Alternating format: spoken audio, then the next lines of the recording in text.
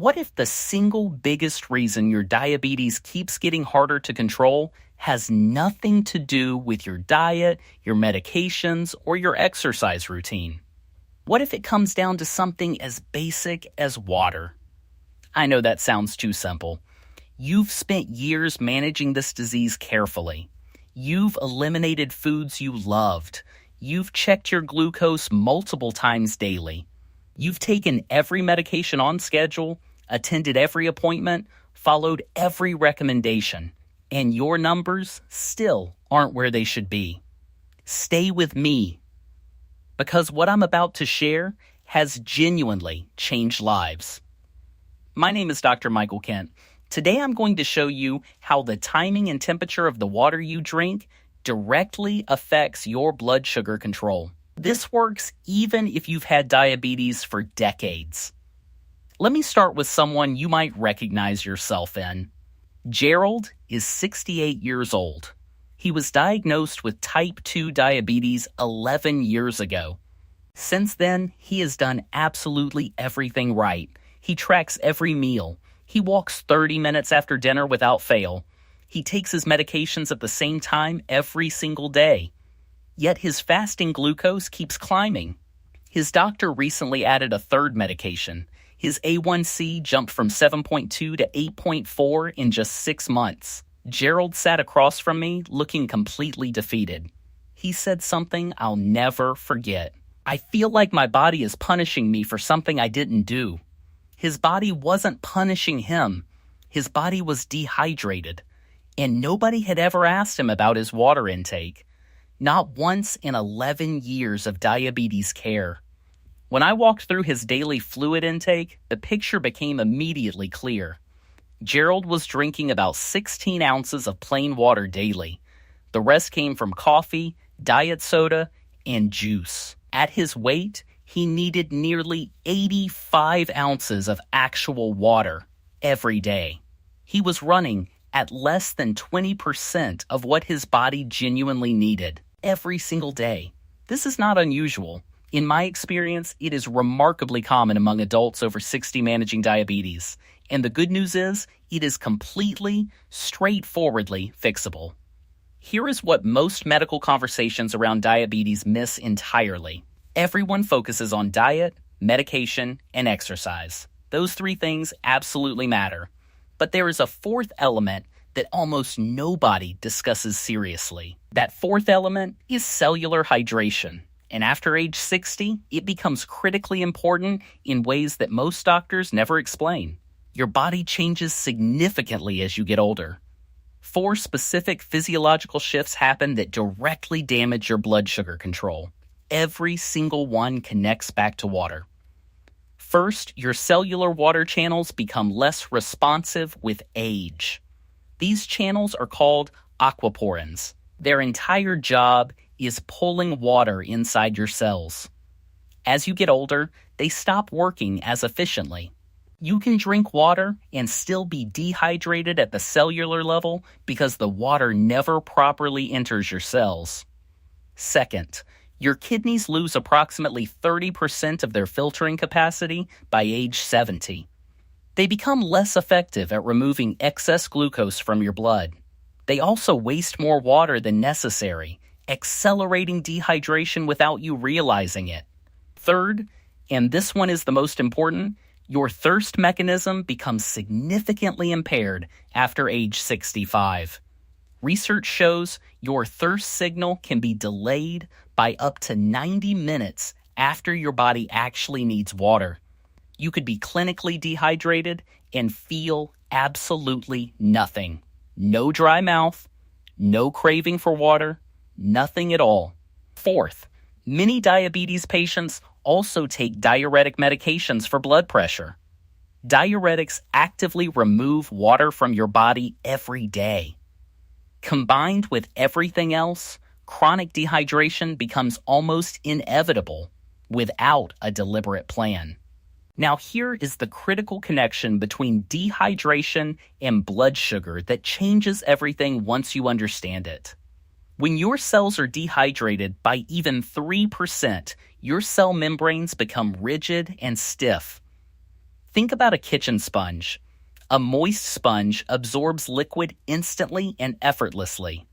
A dried sponge repels liquid completely.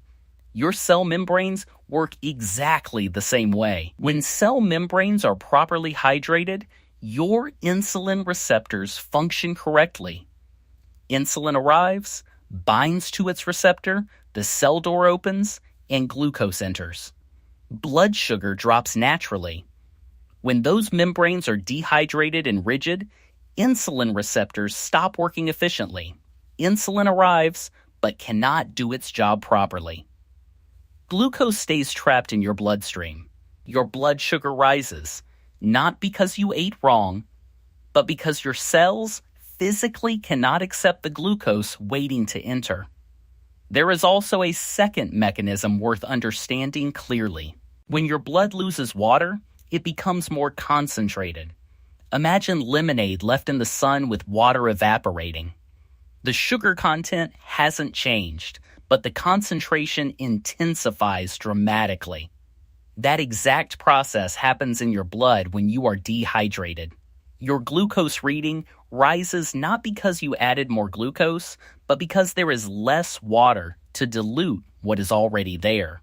This explains those baffling morning spikes that seem to come from absolutely nowhere. Now let me tell you about Robert. Robert is 69 and had stable diabetes for 8 years. His numbers were consistently good. His family was proud. His doctor was satisfied. Then suddenly, without changing a single thing, his morning glucose started climbing dramatically. One morning, he hit 203. His daughter, who carefully tracked every meal he ate, was completely baffled. She brought him in carrying a detailed glucose log and said, "Doctor, Kent, tell me what we're doing wrong because I genuinely cannot find it." I looked at his food records carefully. Same dinner every night. Grilled chicken, steamed vegetables, small portion of brown rice. Nothing that explained what I was seeing in his numbers. So I changed my line of questioning entirely.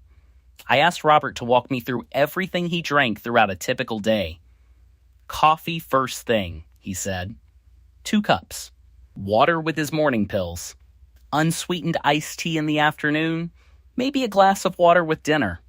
When I asked about total plain water intake, he looked slightly embarrassed. Maybe 2 glasses, he admitted. He was never really thirsty, so he rarely thought about it.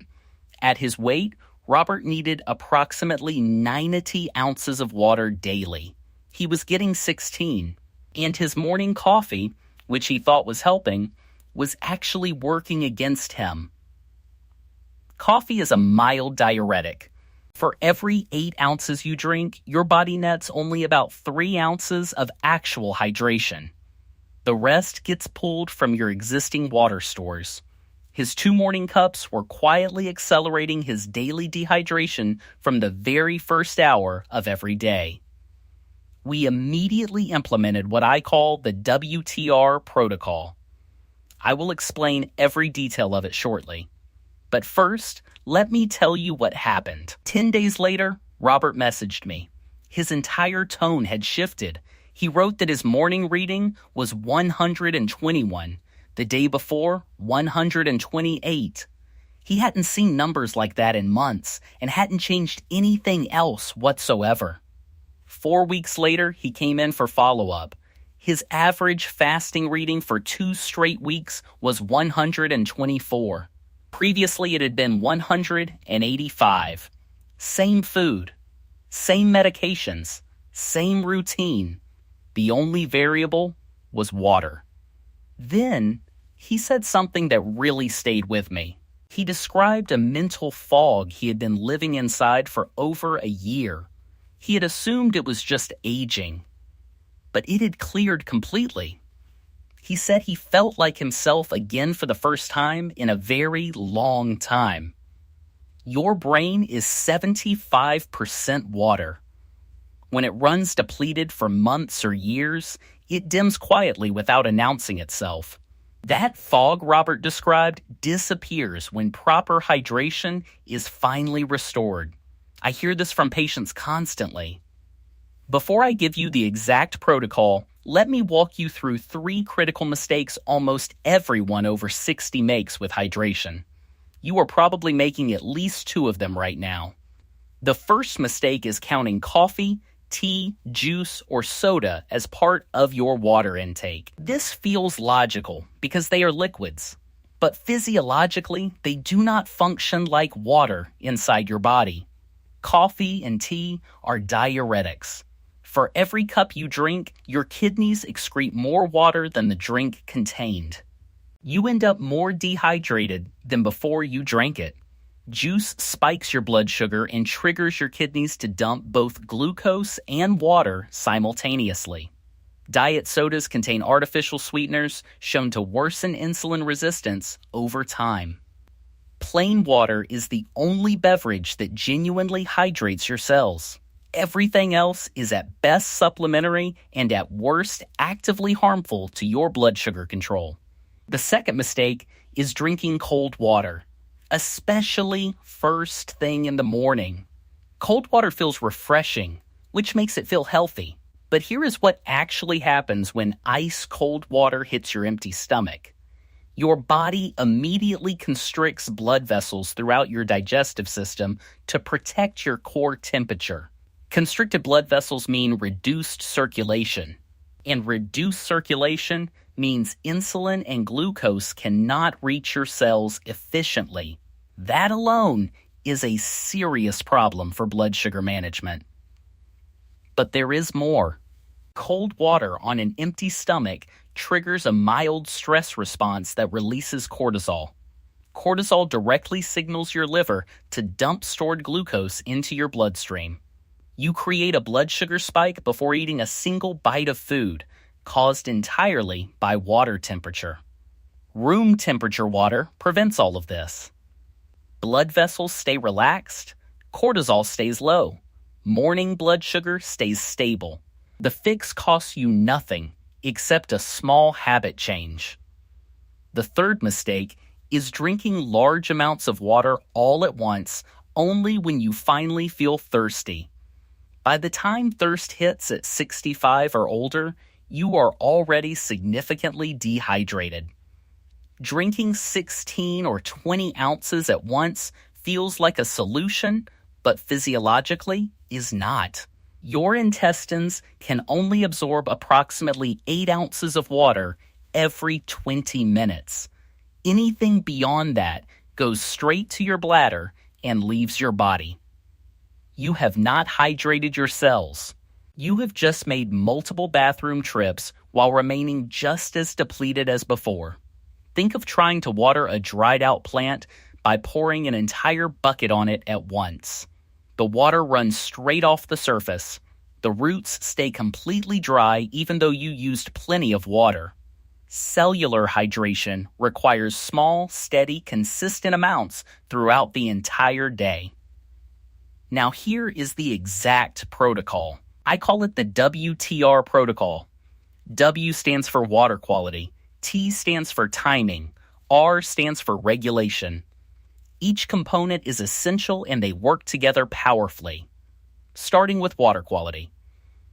Your cells do not only need H2O, they need electrolytes, specifically magnesium, potassium, and sodium, to create the electrical gradients that allow glucose and insulin to move in and out of cells properly. Nearly 70% of adults over 60 are clinically deficient in magnesium alone. Magnesium is directly required for insulin signaling to function correctly. The solution is simple and inexpensive. Use filtered water when possible and add liquid trace mineral drops. Available at any health food store for around $10, lasting several months.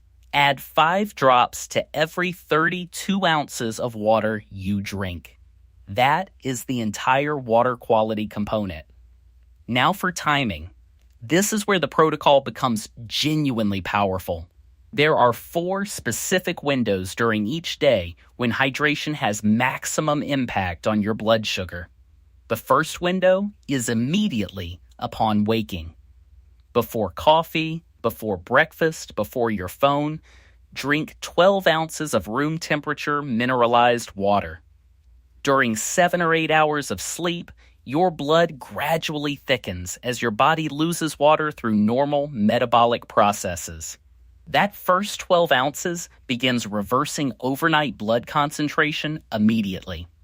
It improves circulation, reactivates cellular hydration channels, and gently wakes your metabolism without triggering a stress response.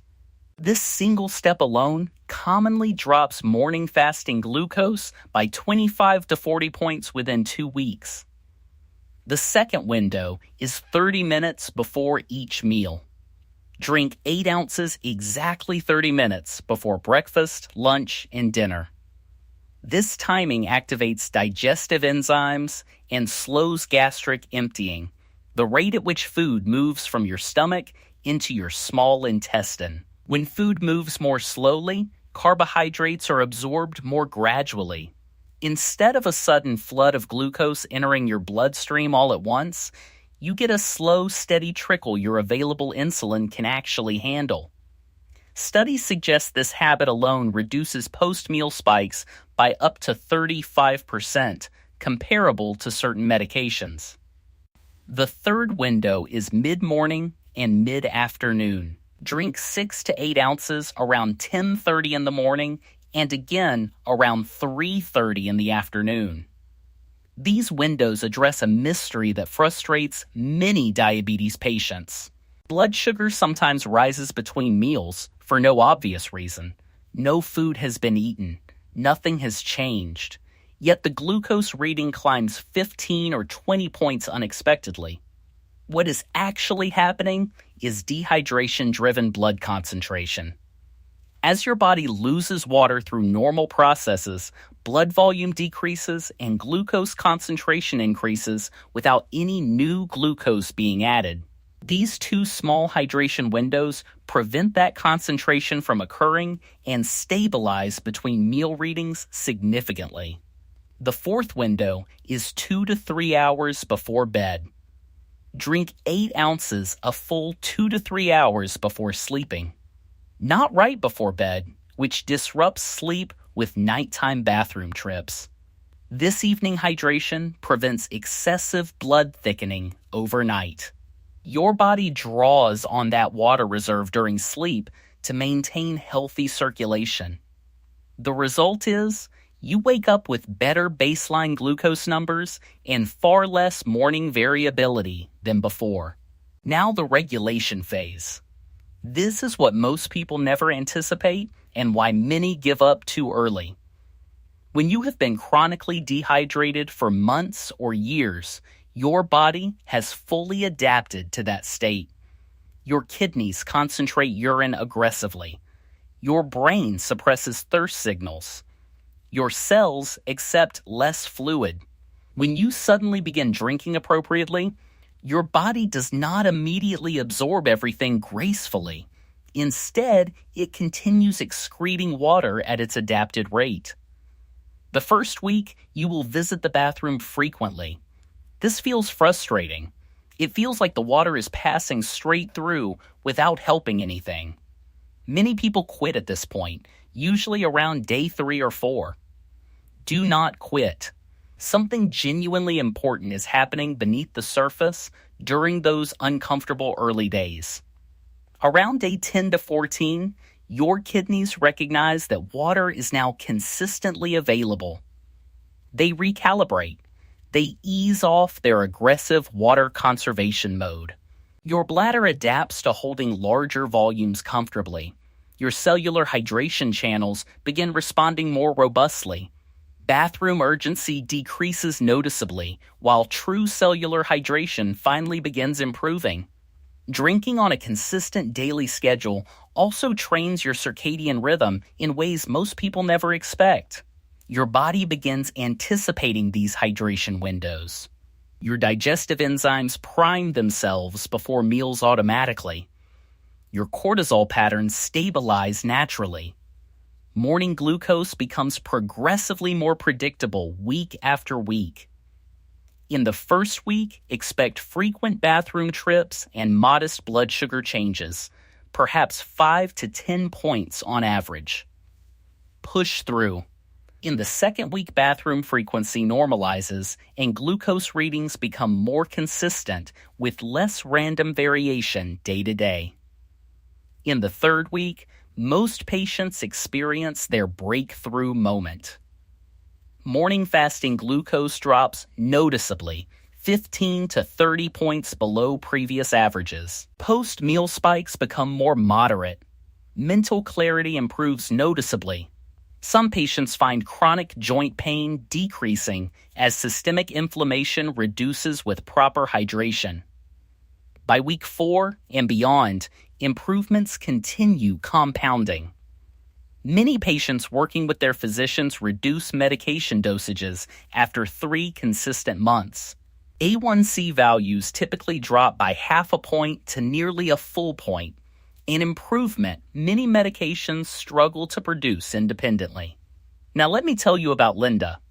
Linda is 73 and spent 16 years managing type 2 diabetes with extraordinary discipline.